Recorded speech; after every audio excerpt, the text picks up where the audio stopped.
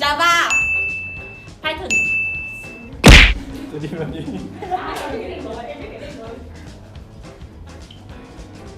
3, 2.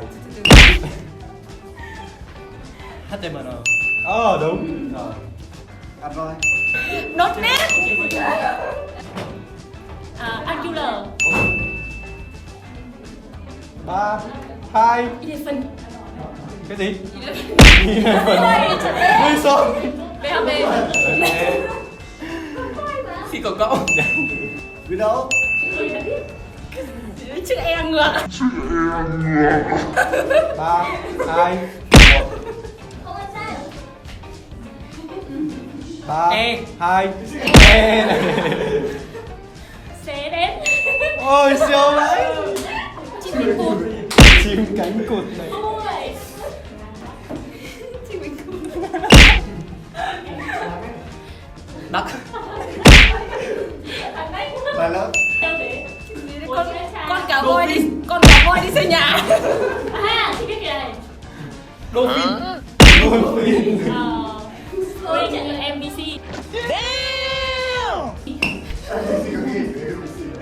Không biết.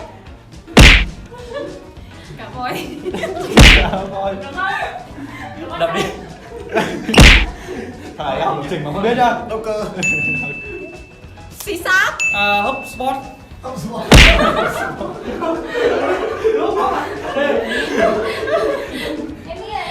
Đứng lên đây.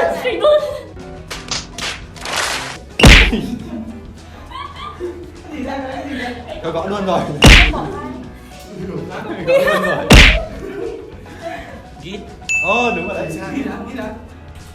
Vỗ tay, vỗ tay. Laravel. Ôi trời, quá siêu. Apple. Ôi giời ơi.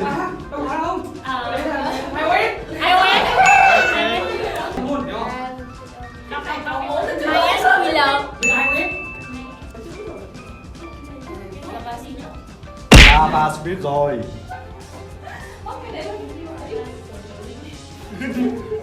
Gõ luôn này.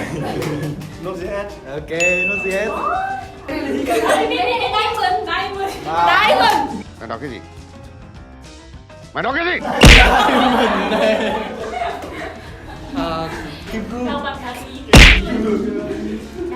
Ruby. Ok, Ruby. Ruby. Ba. Điểm. Luôn này. Hoa lá. Lá. Java Spring. Uầy, switch. Đúng. 3, 2. Tâm xịn xỏ. Xịn sò. Đã đọc mà đọc sai nhá. Nghe nào này. Tí sót. Sao này? Tiến sĩ.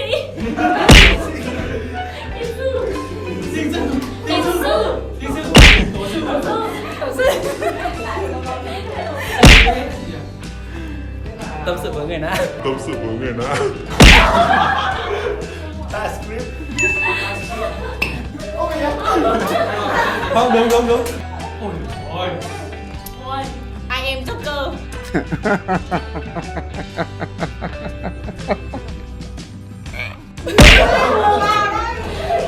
IG. Easy.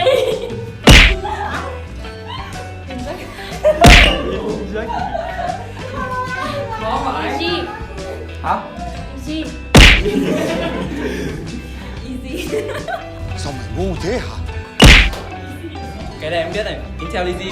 Ôi trời. Ôi. Perfect Storm. Rồi ok. 3, 2, 1. Workshop. Quốc này.